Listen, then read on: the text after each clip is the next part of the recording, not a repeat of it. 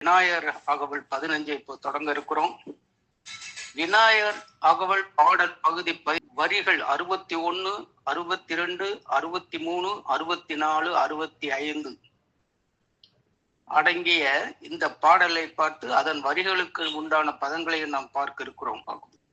எல்லையில்லா ஆனந்தம் அழித்து அல்லல் களைந்தே அருள் வழி காட்டி சத்தத்தின் உள்ளே சதாசிவம் காட்டி சித்தத்தின் உள்ளே சிவலிங்கம் காட்டி அணுவிற்கணுவாய் அப்பாலு கப்பாலாய். முதல் வரி எடுத்துக்கிறோம். இப்போ எல்லையில்லா ஆனந்தம் அழித்து. எல்லை இல்லா அப்படின்னா வரம்பு, அதாவது அளவே இல்லாமல் எங்கும் நிறைந்துள்ள என்பது இதுக்கு ஒரு பொருள். அப்ப எல்லையில்லா ஆனந்தம்னா அந்த ஆனந்தத்துல அந்த ஆனந்தத்துக்கு எல்லையே கிடையாது, எப்பொழுதும் அனுபவித்துக் கொண்டே இருக்க வேண்டும்ங்கிற எண்ணம் வரும்போது அது என்ன ஆனந்தமா இருக்குன்னு நம்ம எல்லாத்துக்கும் தெரியும். அதுதான் பேரானந்தம், அதுதான் எல்லையில்லா ஆனந்தம்.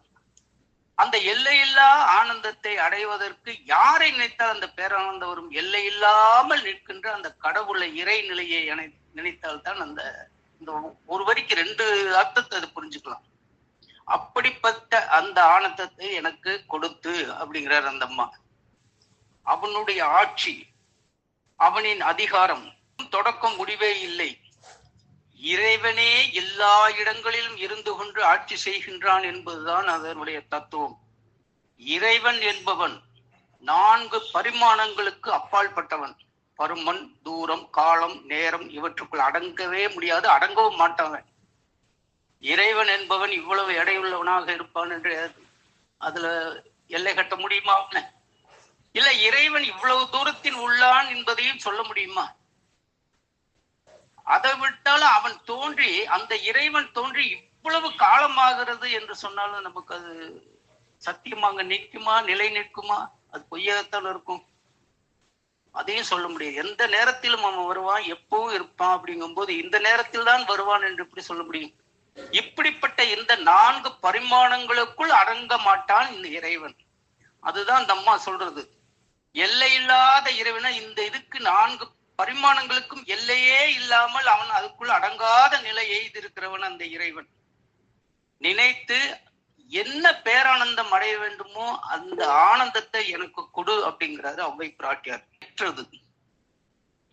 இப்படிப்பட்ட பேரானந்தத்தை எனக்கு கொடுக்க வேண்டும் என விநாயகர் பெருமானிடம் அவ்வை தன்னுடைய விநாயகர் அகவல் மூலம் வேண்டுகிறார். அதான் இந்த முதல் வரிக்கு அர்த்தம். இப்போ 2வது வரிக்கு போறோம். அல்லல் களைந்தே அருள் வழி காட்டி. அல்லல்னா தெரியும், துன்பம். களைந்தே அப்படின்னாலும் தெரியும், போக்கி. அருள் வழி காட்டி. அருள் வழின்னா என்னங்கிறத இப்ப பார்க்க போறோம். காட்டினா எனக்கு அதை விளக்கி சொல்லி கொடு அப்படின்னு அர்த்தம். அதனால இந்த இடத்துல அல்லல் களைந்தே அப்படிங்கும் போது எனக்கு அந்த பிறவி தொடரே வேண்டாங்கிறது தான். அடுத்தது அருள் வழி காட்டி. அதாவது அருள் வழி அப்படிங்கும் போது அருள் நெறி சம்பந்தப்பட்டது. அது அருள் வழியில போனாதான் அருள் நெறி கிடைக்கும் நமக்கு. கருவியில் அடங்க கருவிகள் தோன்றும், இருளுடன் இன்பம் துன்பம் இரண்டும் கொடுக்கும் நிலை எதுவும் ஒரு மகான். கருவியில் அடங்க கருவிகள் தோன்றுமா? கருவியில் அடங்கன்னா என்ன அர்த்தம்? பொதுவாகவே உடம்புல இருக்கக்கூடிய கருவிகள் 10 இல்லையா? ஞான இந்திரியங்கள் 5, கர்ம இந்திரியங்கள் 5. அதானே நமக்கு தெரிஞ்சது. அந்த கருவிகள்லாம் அடங்கணும்னா கருவிகள் தோன்றணுமா? 4 தத்துவங்கள் முக்கியமானது அந்த கரணம் 4. அது என்னன்னு கேட்டீங்கன்னா மனம், புத்தி, சித்தம், ஆங்காரம். இந்த 4 தான் நமக்கு மறைபொருள். கருவிகள் அடங்கணும்னா கருவிகள் தோன்றணுமா? இந்த 4 இந்த அந்த கரணங்கள் கருவிகள் 4 தோன்றணுமா? ஞான இந்திரியம் என்பது மெய், வாய், மூக்கு, கண், காது. கர்ம இந்திரியம் என்பது வாக்கு, பாணி, பாதம், பாயிரு, உபஸ்தம். இவையான 10 கருவிகள் அடங்க வேண்டுமானால் அந்த கருவிகள் அனைத்தும் அந்த கரணத்துல போய் அடங்கணும். அதுக்கு கருவிகள் தோன்றணும். அதைத்தான் இந்த இடத்துல சொல்றாரு. கருவிகள் அடங்க கருவிகள் தோன்றணும் அப்படிம்பாங்க. அப்படி தோன்றும் போது என்ன ஆகுதுன்னு கேட்டீங்கன்னா அந்த கரணங்கள் என்பது இன்ப துன்பம் இரண்டையும் கொடுக்கின்ற நிலை எது அப்படிம்பாங்க. அதனாலதான் சொல்றாங்கல்ல, கருவியில் அடங்க கருவிகள் தோன்றும், இருளும் இன்பமும் துன்பமும் இரண்டும் கொடுக்கும் நிலை எது அப்படிங்கிறாங்க. அந்த கரணங்கள்ல கூட இன்ப துன்பம் இரண்டையும் கொடுக்கின்ற நிலை விடும். அதுல ஏன்னா அந்த கரணங்கள்ல பாருங்க, மனம், புத்தி, சித்தம், ஆங்காரம். அந்த மனம்னு எடுத்துட்டா நல்ல மனமும் இருக்கும், தீய மனமும் இருக்கும். அதுல மனம் என்பது ஒன்றை பார்த்து புத்தியிடம் சொல்லுமா, புத்தி அதை என்ன பண்ணுன்னா விசாரிக்குமா, விசாரித்து சித்தத்திடம் சேர்க்குமா, சித்தம் என்ன பண்ணிக்குமா, அதை வந்து தெளிவுபடுத்துமா. அந்த சித்தம் தான் அதை தெளிவுபடுத்தி ஆங்காரம் என்கின்ற அந்த உடல் தன்மைக்கு கொண்டு போய் கொடுக்குமா. அந்த உடல் தன்மை என்னன்னா, அதுதான் அந்த ஆங்காரம் என்கின்ற அந்த உடல் ஆற்றல் தான் அந்த இதை நிறைவேற்றுமா.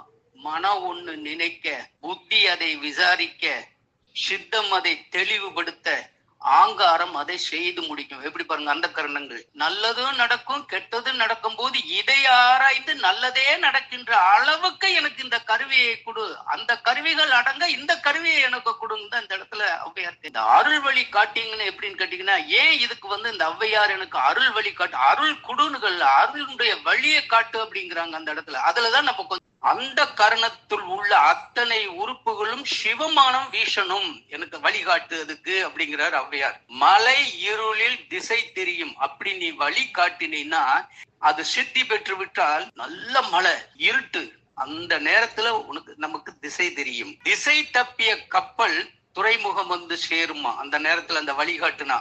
எவனாவது ஒருத்தன் ஏதோ ஒரு காரணத்துக்காக சிறையில் வந்து விடுதலை செய்யாமல் அடைக்கப்பட்டிருந்தால் விடாச்சிறையோர்க்கு விடுதலை தரும் அந்த வழி. பெரும் வியாதிகள் அகலுமா, அகலா நோய்க்கு நோய் அகலும் தன்மை வழிகாட்டு, திருவருள் கண்டவர்க்கு நோய் அகலும்பது போல்.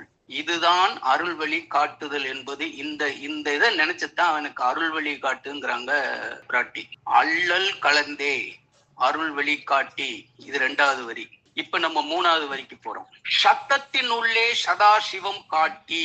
சத்தத்துக்குள்ள எப்படி இருக்கிறான் சதாசிவம்? எப்பவுமே அமைதியா தானே நம்ம இருக்கணும், அப்புறம் எப்படி இதுல சத்தத்துல இருப்பார் அந்த இவன்? இந்த சத்தத்தின் உள்ளே சதாசிவம் காட்டி என்பதற்கும், சத்தத்தின் உள்ளே என்றால் அண்டத்தில் நுண்மை பூதமான சத்தத்தை தொழில்படுத்தி அந்த சத்தத்தின் உள்ளே அப்படிங்கிறாரு. நம்ம வந்து பால்வெளி அண்டத்துல இருக்கோம், மில்கிவே கேலக்சில, அதுல ஒரு அண்டம் தான். இது மாதிரி கோடான கோடி அண்டம் இருக்கிறது தான் பிரபஞ்சம். அந்த அண்டத்தில் இருக்கிற நுண்மை பூதமான சப்தத்தைங்கிறார்.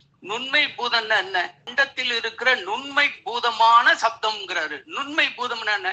இந்த அண்டங்கள் சுற்றி கொண்டு இருக்கும் போது நிலையான பிரபஞ்சத்தோடு உரைகின்ற போது அந்த நுனிப்பை உரையும் போது என்ன ஆகுது? சப்தம் வருகிறதுங்கிறது. அதான மகரிஷி சொல்லுவாரு. சாணம் பிடிக்கிறவன் இருக்கான் பாத்தீங்களா, சாணம் பிடிக்கும் போது கத்திய கொண்டு போய் அந்த சாணையில வச்ச உடனே என்ன ஆகும்? சத்தம் கேட்டு தீப்பிடிக்கணும் இல்லையா, அந்த சப்தம் பாருங்க லேசா வரும். அதான் அண்டத்தில் நுண்மை பூதம். அதான் அந்த ஆனா அந்த அண்டம் எதுல சுத்துது? சுத்த வெளியில சுத்துது. சுத்த வெளி நிலையானது.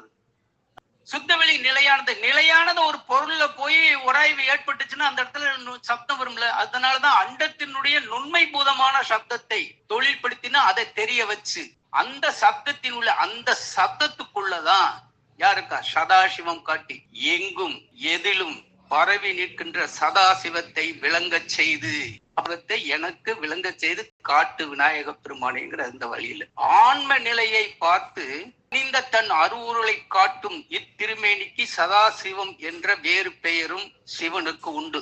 ஆன்மா இருக்கு பாத்தீங்களா, அந்த ஆன்மாவானது பதப்படுத்தப்பட்ட நிலையில என்ன எல்லாம் அறிந்து எது எது தீயவையோ அதை பூரா விளக்கி எது எது அந்த ஆன்மாவுக்கு ஒளி விடுமோ அத்தனை பொருள்களையும் அந்த ஆன்மாவுக்குள்ளேயே அடக்கி அப்படிங்கிறதுக்கு தான் ஆன்மா பதப்படுத்தப்பட்டுன்னு அர்த்தம். அடுத்த வரி 4வது வரி பார்க்க போறோம். இப்போ சித்தத்தின் உள்ளே சிவலிங்கம் காட்டி. முதல்ல சத்தத்தை பார்த்தோம், இப்ப சித்தம் பார்த்திருக்கோம். அந்த சித்தங்கிறது என்னவே ஏற்கனவே பார்த்துட்டேன். மனம், புத்தி, சித்தம், ஆங்காரங்கிறது. அதுக்கு விளக்கம் சொல்லிட்டேன். சித்தத்தின் உள்ளேனா பிண்டம் எனும் இந்த உடம்பு இருக்கும் உள்ளத்தில் அப்படின்னு அர்த்தம். உள்ளம்னா நம்ம என்ன சொல்லணும்? மகரிஷி வழியில கர்மையம், அதான் உள்ளம்.